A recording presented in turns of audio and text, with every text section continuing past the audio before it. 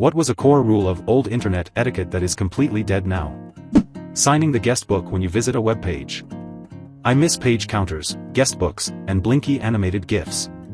I want to live in a GeoCities world again. It does give me a bit of delight seeing those on someone's NeoCities site. Don't feed the trolls. Nowadays the Facebook, X, and TikTok algorithms are all centered around people getting triggered by rage bait. Rage bait feels way more insidious now though. Rage bait used to be some dude in the comments being a dummy. Like you said, now entire social media platforms are dedicated to it.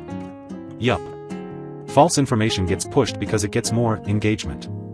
Unfortunately, your Uncle Randall doesn't go into the comments, so he's just seeing streams of false info and mistaking its popularity as evidence of truth. When Facebook introduced the different emoji reactions, instead of just the like button, they found that posts that led to outraged emojis being used had up to 5 times more engagement. So they went all in, and so did all the other platforms, society be damned. I just scrolled through my Facebook and of about 40 items on my main feed, only 2 were from my actual friends. The rest was all just fake AI stories, adverts and engagement farming pictures. It's all just absolute bullshit now. If you don't like something, don't interact with it. Not everything is for you. I agree, nowadays with curated feeds and algorithmic for you. People assume, if I see something, it was meant for me. Sometimes it's an inside joke or an old meme/reference, no a dig or insult at someone who just happens to see the post. ITGIF etiquette is the right word, but keeping your identity hidden behind the screen name and lying or omitting when asked a/s/I was general advice. MySpace killed that mentality. Dude. My mother told me not to even say, "Oh it's raining," because some person could figure out where I live.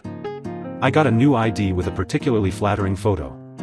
My mother posted an uncensored full photo of my ID on Facebook. Legal name, address, ID number, everything. What happened to "don't even say, it's raining, mom"? Why did she even have a photo of it? To post on Facebook, duh. There were small chat rooms where you could get to know people. Not in a person-to-person way, but learn a bit about people over time. In one chat room, there was a man from Scotland working on an oil rig off the coast of somewhere. Getting online was difficult for him, her, so whenever this person entered the chat room, everyone would stop the conversation and greet him, ask how things were going, and then so back to the previous conversation. We created communities, whether we bonded over a TV show, a band, or having a child with special needs. Reddit is nice, and sometimes I recognize a poster, someone in cooking and baking subs that shares my fondness for all things lemon, but it's rare.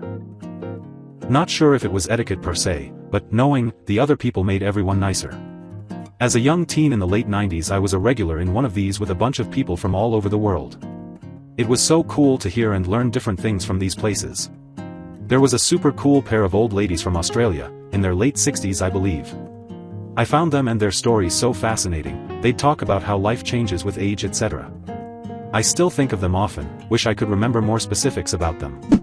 The internet stayed on the internet. There was no talking about the goings on here out there. The worlds were too different. Now they're the same.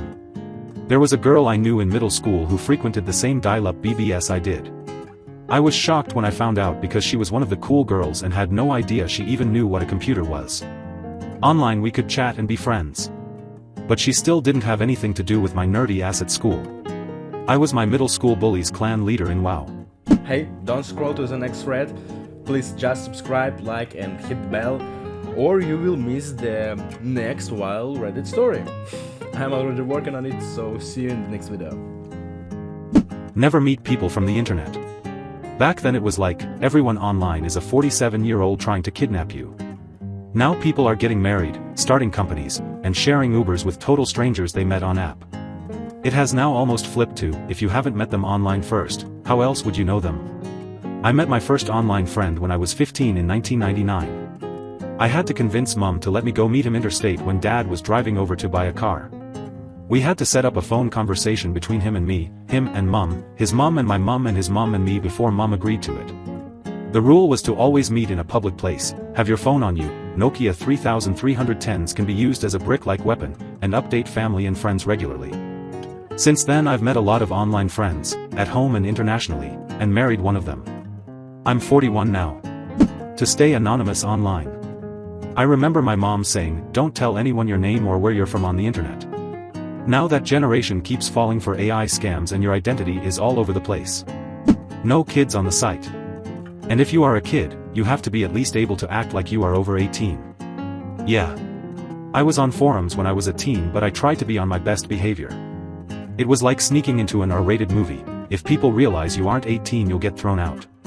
But now kids act exactly like kids and get outraged when adults don't want to deal with their shit. More of a problem, parents expecting everyone to act like the whole internet should be kid-friendly, when, no, parent your fucking kids. I haven't seen anyone give a cat a cheeseburger in a long while. The internet is for information sharing, not for commerce. The internet is for porn. Don't be a dick was the basic rule/moderation policy on a lot of sites, and for a long time it worked. Finished product first. DIY project, recipe, art, whatever. If you're posting a process that you followed, the first picture should always be the final product. Before/after photos had an order as well. Before was either left or top, just like reading. People seem to no longer care. Not spreading someone's private info.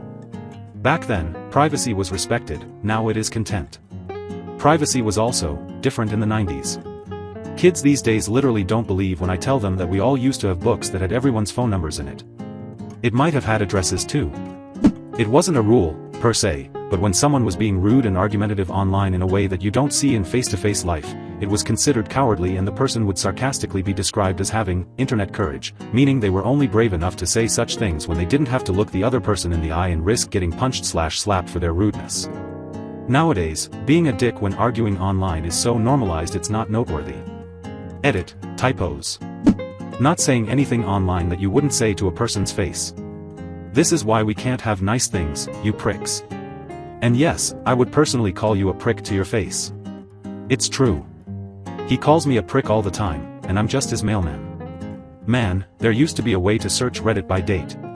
You could go back to the top posts of some week in 2011. The comments are almost wholesome with how much respect people have for each other. All the arguing is in good faith, there is concessions that someone was right. You can see people recognizing usernames, oh it's you again. I was on Reddit then, such a different world. The content was mostly self-taken pictures or ask threads. I used to skim through the old posts of different subreddits. Interestingly enough, Gone Wild is one of the ones that has changed the most. The comment sections were almost off-putting with how personal it was. All the pics were taken with point-and-shoot cameras, the rooms were messy. Now all internet content has an onus of being polished and curated. Even when people video chat or whatever those ring lights. Back in the day, the onus was wearing a clean shirt. Not believing everything you read/saw on the internet. Ironically, it was the advice given by the same people who now routinely believe everything they read and see on the internet. Boomers are neat.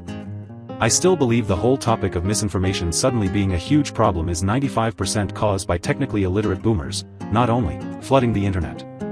Internet was full of sensationalized bullshit from day one, only difference is people learn not to believe every shrimp Jesus they see on their screen. It was different people who published things on the internet back then. It was nerds and scientists who researched things and wanted to share their discoveries with like-minded individuals who would challenge their ideas and offer different points of view. Obviously, now that anyone with a cell phone can easily publish anything they want on the internet, it's grown to be a much more believable place.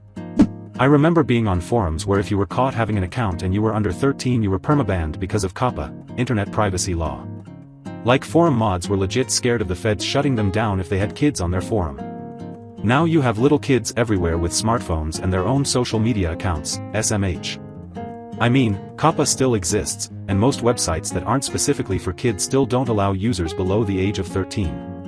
If anything, there are more stringent laws now, depending on your country/state, forcing websites to actually verify users' age with photo ID and the like, rather than letting sites get away with just having a checkbox or button saying you are over 13/18/21. There were always underage users on the internet.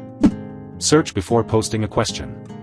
Really old school, telling people when you're leaving the conversation so you wouldn't leave them hanging, waiting for you. Semi-old, don't feed the trolls.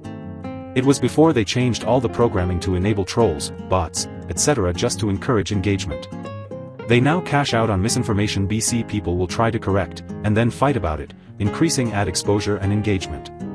It's as deliberately unethical as it is harmful to society.